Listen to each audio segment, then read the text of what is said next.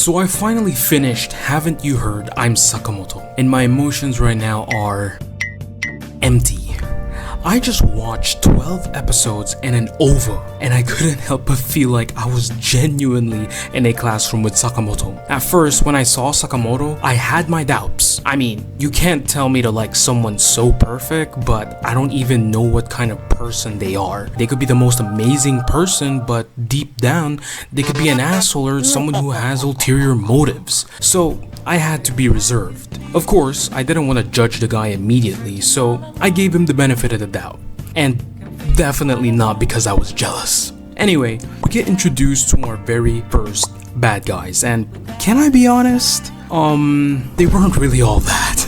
Because you can't act and be like a gangster but look so sorry and pitiful at the same time. Instead of these guys making me think they're thugs, I feel bad for the three of them because whenever they played volleyball, they get so self-aware with their conversation before one of them ends up dropping the ball and they all proceed to get hit by reality. Although this was the perfect moment for me to see what kind of person Sakamoto was, because depending on how he handles the situation, it would be the very first impression of him on me, which later on could make me want to support him or not at all. So the stakes were high. And with a collective IQ of 67, the three idiots decided to set up a trap for Sakamoto, which, if you ask me, is quite ingenious. I'll give them that. Simple, yet effective. All that Sakamoto needs to do is walk through that door and the blackboard eraser falls down and... Well, good morning, everyone. Okay?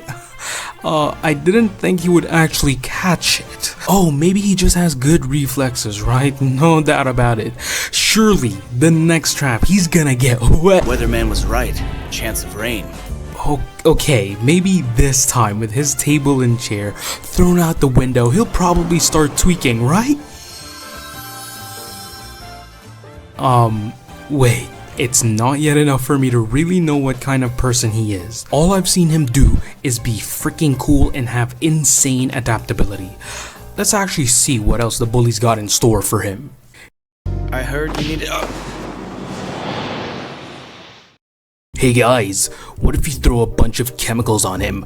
We'll experiment and turn him into a freak. That's pretty good. Heck nah, what if we strip him down, butt booty naked, take a picture of him, then send it to all the girls in the class so he gets called freaky? Mario, you're a genius! It's me, Mario! Oh no, there's a fire and we're stuck. What are we gonna do?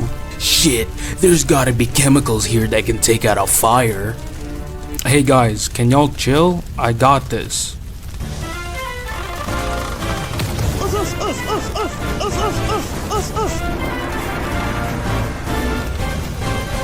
Bro, you can't be serious. You're telling me Sakamoto's plan for saving the day and stopping the fire is by repetitively sidestepping until the fire goes out. Wait, don't tell me you guys also think this works. Am I the only crazy guy here? Nah, you know what? I'ma believe too. If Sakamoto's eyes tell me he has no doubt in this working, then I won't doubt it too. Go guys, go! Huh? Oh. So this whole time the reason why Sakamoto was repetitively sidestepping was to get the attention of the teachers a floor below, and he even took the blame for the fire. Damn, that was pretty good, Sakamoto, and honestly I don't even feel mad about it. You know what? It was wrong for me to test you in the first place. You have gained some admiration from me. I'll give you that one, okay? That was pretty cool. And this goes on for like the whole anime. A bunch of dudes get so jealous of him, they just have to do something, whether that be fighting or staging a revolution, because they really think this dude Sakamoto is a dictator with how he has monopoly on all of the women in the show, without even trying, by the way. And on the topic of women, it gets really bad. So you know how like Sakamoto is practically perfect.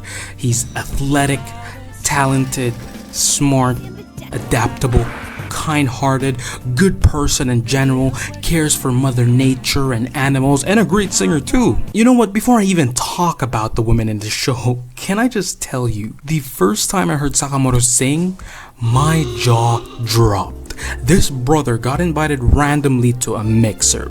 Even though he's literally a high schooler, he gets invited to this mixer, passively gains the attention of the girls, then gets called up for karaoke after he chugs a full glass of cola. Now, we know these horn dogs set him up for failure, but I was patiently waiting for him to sing. This man's singing was not only beautiful, but he's singing in freaking German with an opera voice. I don't really know, bro. This dude's talent is bottomless. But going back to the women in the show, I have to be honest, I can't defend them. Look, I understand the first year, second year, third year high school girls going crazy for him. I absolutely get it. Hey, if I was a girl, I'd fall in love with a dude who scans his face multiple times just to tell a ghost thank you for liking him. But it starts to become a bit of a problem when not only high school girls have a thing for him, but also college girls, adult women, moms, and even grandmas. No offense to y'all, but how the heck do you old ladies still have the drive to hang out with guys, even more so with someone who could pass up as your literal grandkid? Kubota's mom, though, on the other hand, was on a different level. Or should I say a different predator? I'm sorry, I just had to. Because here's the thing, Kubota himself isn't actually that bad. I feel like he's one of the few characters in this anime capable of standing side by side with Sakamoto, and his development throughout the series with and without him proves so much how he has a good head above his shoulders, and I like that about him. His mom, though, is how should I say this? We need to call every police, Chris Hansen, Gideon, Skeeter Jean, Predator, Hunter, whoever, because I have never felt so uncomfortable watching Sakamoto play Solid Snake IRL, except this time the enemy would 100% do more than cop a feel for his balls. Yeah. And apparently the reason why she's doing all this is not only because Sakamoto is handsome AF, but also because she's been watching this K-drama, and the main lead, Chon Chorizo, looks like a carbon copy of Sakamoto, like something straight out of iRobot. Artificial motherfucker. At least they got to resolve that situation with Sakamoto having to pull a matrix on her ass just to make her believe her husbando was actually 2D.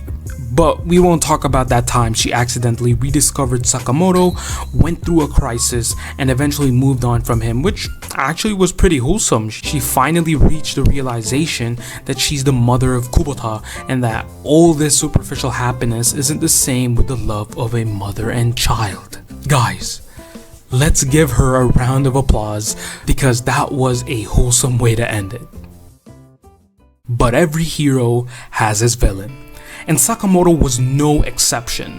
So you know how like every guy in this story gets so jealous of Sakamoto they try to take him down?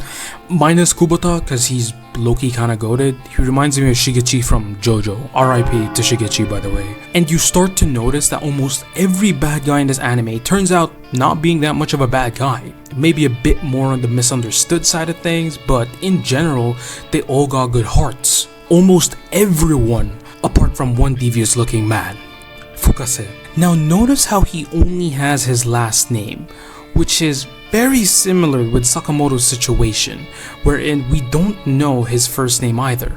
That alone is building this man up to be something more than your average bully. I looked at him and he feels far more menacing compared to the past thugs we've encountered. Something about him just looks wrong, as if he was a glitch in the system. We don't know much about him aside from the fact he's been held back so much that if I'm not wrong, he's in his freaking 30s and still going to high school. And just for a second guys, I want you to look at this man's eyes. Look and see how different his eyes are compared to Sera, Hayabusa, Atsushi's gang, or even Yasuda and Morita. Something about Fukase's eyes are devoid of life. It feels like I'm staring back at the abyss. And so I knew from the beginning, this man was capable of doing more harm, far worse than anyone else. I looked at him and told myself, if anyone out there is capable of going up against Sakamoto, if anyone out there is capable of being evil, it's Fukase. He's the type of character to be in a show like Monster or Death Note. This guy had malice written all over him, and I felt like he was going to change the trajectory of the show, and he didn't disappoint.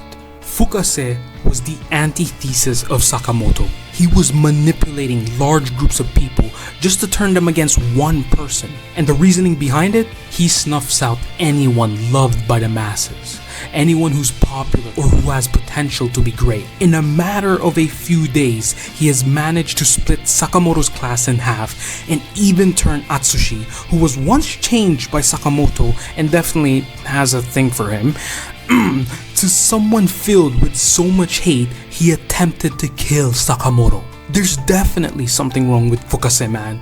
Like, one way or another, he needed to get out. This dude was ruining the peace I was enjoying while watching the anime. But how do you defeat someone who revels in the downfall of good people? Someone who enjoys breaking apart relationships and spent most of his life manipulating and destroying. At this point in the show, I was already supporting Sakamoto, and when I saw him say he's got an idea, that's how I knew Fukase was done for. So while Fukase was too preoccupied seeing out the graduates leave, and in his mind he thinks they're all going down a dark path towards a lightless black sea where these students are oblivious of the future they are undertaking, Sakamoto planned out a strategy in a matter of minutes that forced Fukase not only to graduate alongside the other students, because to Sakamoto it isn't about being so afraid you can't step out into the dark sea, but rather you swim in hopes of finding your own lighthouse, forge your own path. And after that, Fukase ends up becoming a surfer, and he hasn't looked back since. Wow, this anime was just amazing. I didn't have that much expectation for it, but my goodness, was the experience so worth it. That's why when this anime ended, I felt empty. It was kind of disheartening to see Sakamoto leave his class to go pursue what he wanted to do this whole time. To become a freaking NASA astronaut. I am not kidding you. You want to know why he wants to be an astronaut? He ends up learning that 1,000 years from now, the Earth is gonna get wiped out by an asteroid, and he's taking it upon himself to help the security for the future of humanity and be a part of a mass migration to Mars.